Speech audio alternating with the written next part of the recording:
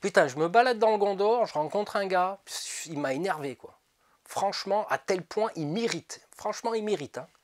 Ouais. Comment il s'appelle Minas. Ah, tu le connais? Toi aussi, Minas t'irrite?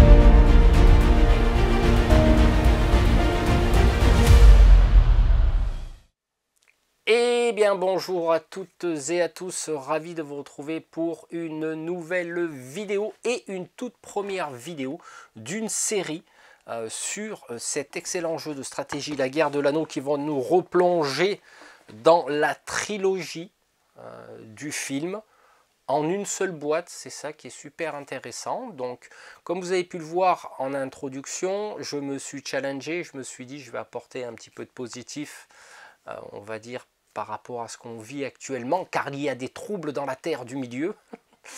Et je dis, je vais me lancer des défis pour à chaque intro de vidéo trouver un jeu de mots un peu bidon qui me fait rigoler.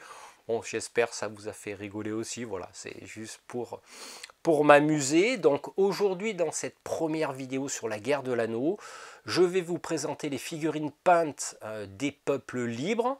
Donc je les ai peints approximativement en une semaine, tout en sachant que derrière je fais les pimps en parallèle. Donc du coup, je ne sais pas trop estimer le temps, mais en gros, j'ai peint une armée en une journée. Voilà, ce qui fait à peu près 5 jours. Donc cette première vidéo, ça va être la présentation des peuples libres sur le plateau de jeu. Dans une deuxième vidéo, je vous présenterai les pimps, c'est-à-dire tout ce qui va agrémenter en 3D le plateau de jeu. Dans une troisième vidéo, je pense que je vais vous présenter les armées de Sauron, de Saruman et les Aradrim.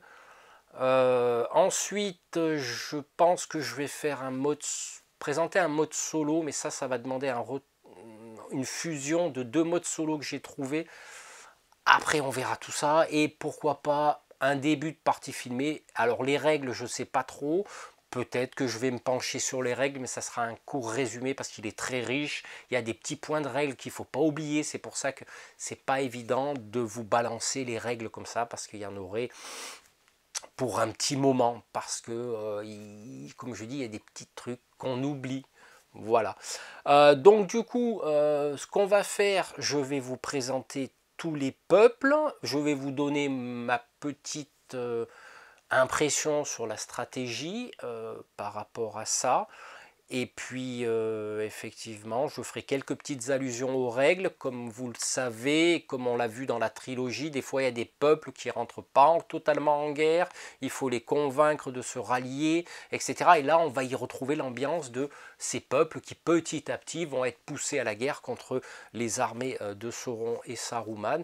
Donc là, on y retrouve cette ambiance-là. Et justement, eh ben, honneur aux elfes, je vais vous présenter cette première nation, donc libre, hein, les peuples libres, les elfes, et on va embrayer sur toutes les autres.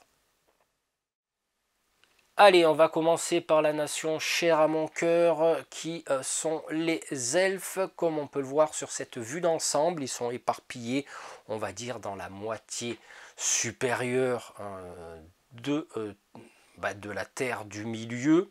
Alors, petite précision qui va valoir pour tout ce qu'on va voir par la suite, c'est que nous retrouvons dans la boîte des différentes armées, quelles qu'elles soient, des unités régulières qui sont représentées par des petites figurines pédestres, alors qu'elles soient équipées de lances, d'arcs ou autres, n'a aucune incidence ou bonus quel que soit sur la table. Même au niveau de la cavalerie qui sont des unités d'élite qui valent 2 unités régulières, donc régulières pédestres, élite à cheval et La cavalerie avec des drapeaux sont plutôt des unités de capitaines qui vont eux offrir des bonus de relance de dés au niveau des combats. Alors au niveau de la nation elfe, tout à l'ouest on retrouve les Havres Gris, donc petit clin d'œil à Kate et Aurélie de la page Facebook Les Havres Gris, donc des passionnés de la série Le Seigneur des Anneaux et tout ce qui en découle, hein, qui traitent de l'information, des nouveautés, puis qui ont même fait des interviews de certains acteurs de la série Les Anneaux du Pouvoir, donc les Havres Gris. Ensuite, on va se diriger vers le centre où on va retrouver Foncombe, donc plutôt Rivendell, et la forêt de la Lorien. Alors, on parlera des sigles plus tard, parce qu'il y a une histoire de forteresse, de cité et de village.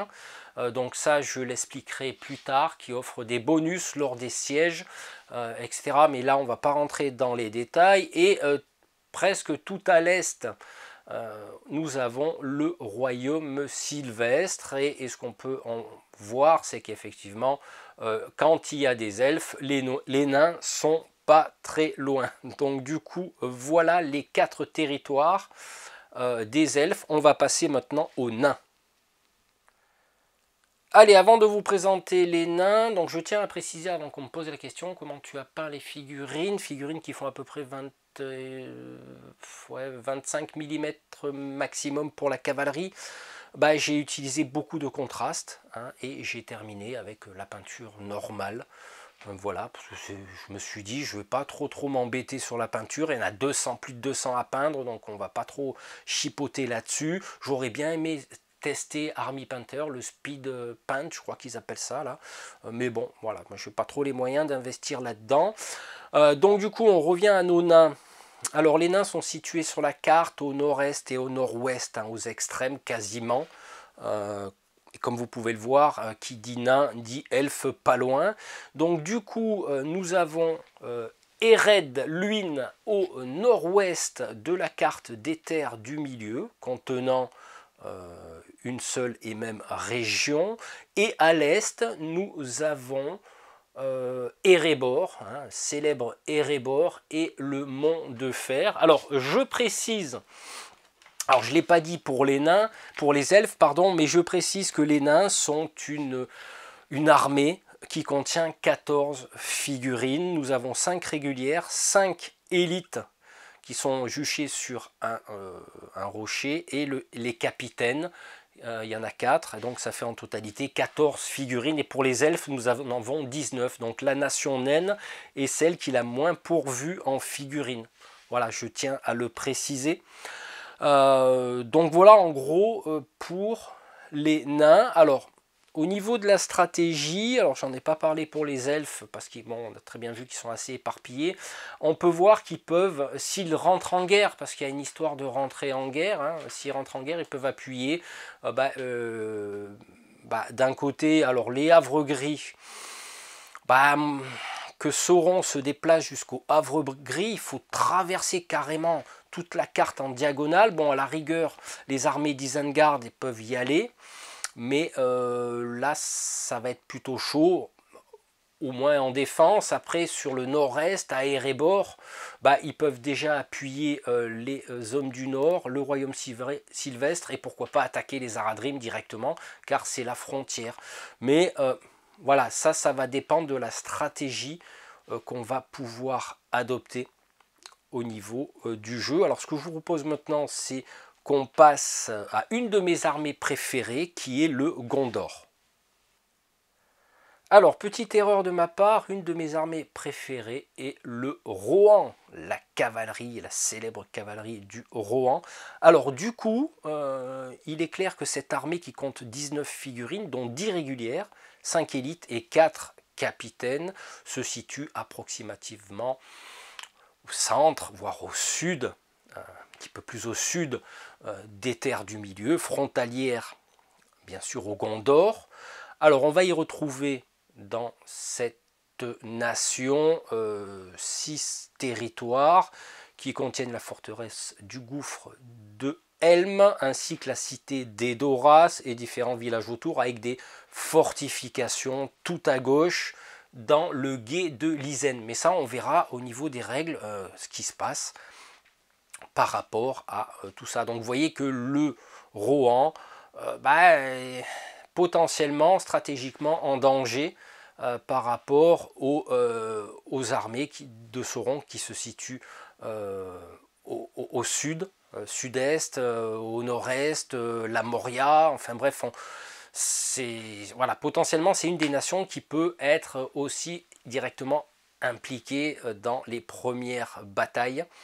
Donc du coup, va falloir sûrement amener cette nation en guerre pour recruter au maximum, pour essayer de défendre l'avancée de Sauron. Bien sûr, on l'a tout en haut à gauche du gué de Lysen, on a Ortang, hein, bien sûr, avec les armées d'Isengard et de Saruman qui peuvent potentiellement prendre en sandwich, on va dire, cette nation. Allez, maintenant on va passer au Gondor.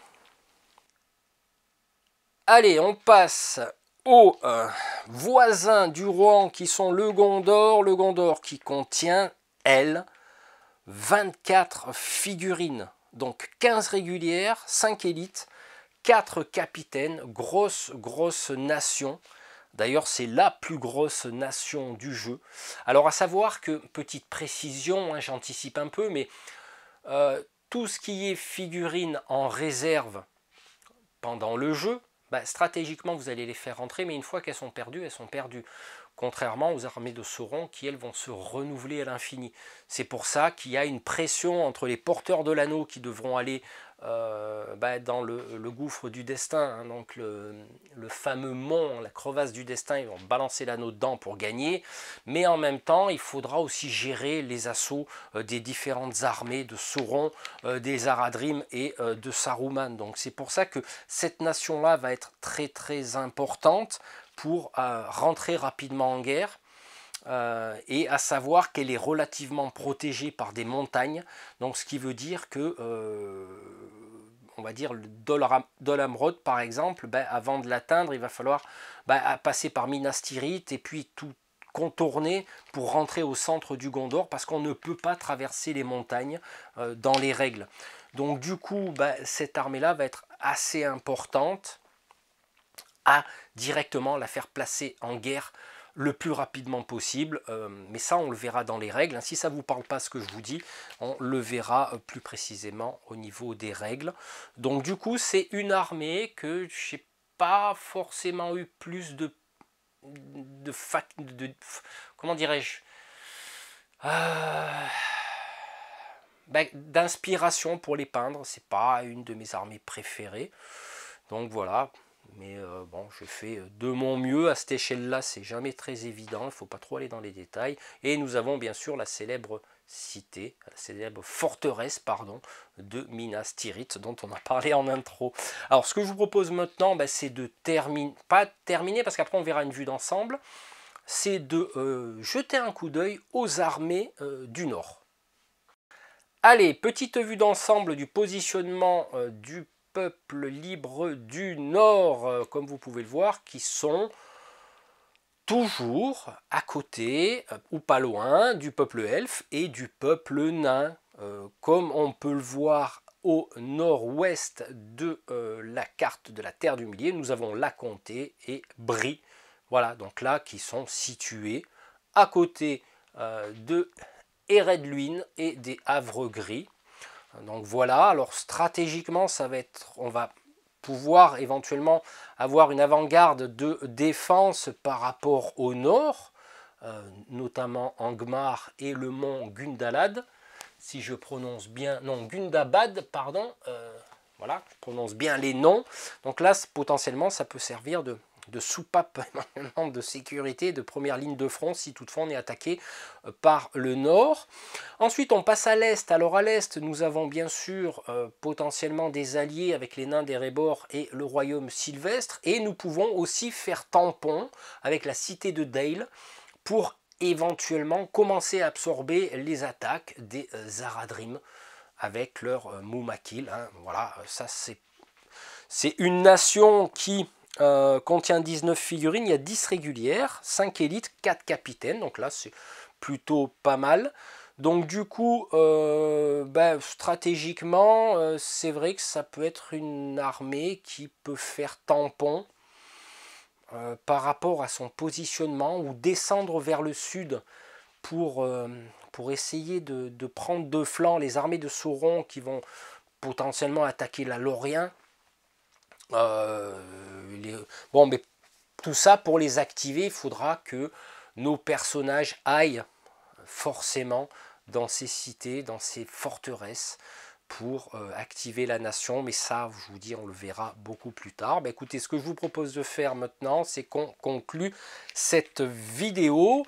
Vous l'aurez remarqué par contre que les socles des figurines sont à la couleur approximative de leur nation, donc le vert pour les elfes, le bleu ciel pour les hommes du Nord, les nains en marron, on a le Gondor en une espèce de bleu sombre, indigo, et un vert foncé pour le Rohan. Voilà, c'est ainsi que s'achève cette vidéo. Donc là, je vous ai présenté les figurines peintes des peuples libres, dont effectivement beaucoup de joueurs n'ont pas peintes. À la base, c'est des figurines toutes bleu ciel ou toutes rouges, pour les armées de Sauron et pour les armées des peuples libres. Donc du coup, là, moi, je trouvais que c'est beaucoup plus sympa, immersif, de peindre les figurines, forcément. Ce qui est pour moi une forme de logique, je ne joue pas sans figurines peintes, un peu geek sur les bords. Plus tard on verra les pimps, plus tard on verra les armées de Sauron. Donc là je vais scinder, faire toute une série de vidéos dédiées à ce jeu, donc la guerre de l'anneau, ce qui va nous permettre un petit peu de voyager ensemble en terre du milieu. Donc du coup, prochaine vidéo ça sera les pimps. Alors c'est bien, c'est joli, mais au niveau de la place, comme vous avez pu le voir, et comme on peut le voir sur une vue d'ensemble de toutes les armées qui sont présentes sur la table, à un moment donné, ça va faire lourd, parce que là, derrière, vous allez avoir sur les pimps, sur la table de jeu, vous allez avoir les forteresses uniquement. J'ai pas voulu imprimer en 3D les cités, mais on aura les forteresses. Vous aurez les montagnes. Après, bien sûr, il y aura des éléments du jeu qui vont être, dont les pions sont remplacés par d'autres choses, dont on verra plus tard. Donc voilà, en gros, entre parenthèses, la première vidéo sur ce jeu. J'espère qu'elle vous aura plu, qu'elle vous donnera envie de, pourquoi pas, peindre vos figurines. 205 figurines à peindre approximativement, ça met un petit moment. Mais au final, quand on joue, je pense qu'il y a, avec l'ambiance du jeu, on peut facilement rentrer en immersion. Voilà pour cette toute première vidéo. Alors j'espère que je n'oublie rien. Quoi qu'il en soit, dans très peu de temps va sortir la deuxième vidéo qui sera dédiée aux pimps, c'est-à-dire ce qu'on appelle les pimps, c'est-à-dire l'amélioration visuelle au niveau du jeu, les montagnes, les pions qui sont remplacés par d'autres choses, les forteresses, etc. On verra les avantages et inconvénients de tout ça. Et quant à nous, on va se retrouver très bientôt. Je n'oublie pas War Master, c'est mis en pause parce que quand je suis dans un objectif, on ne me fait pas dévier de cet objectif. Donc là pour l'instant c'est la guerre de l'anneau, gros boulot à faire là-dessus, et on verra plus tard, une fois que tout cet engouement sera passé, on passera à autre chose comme j'aime bien le faire, mais pour l'instant je suis là-dessus. À très bientôt, ciao.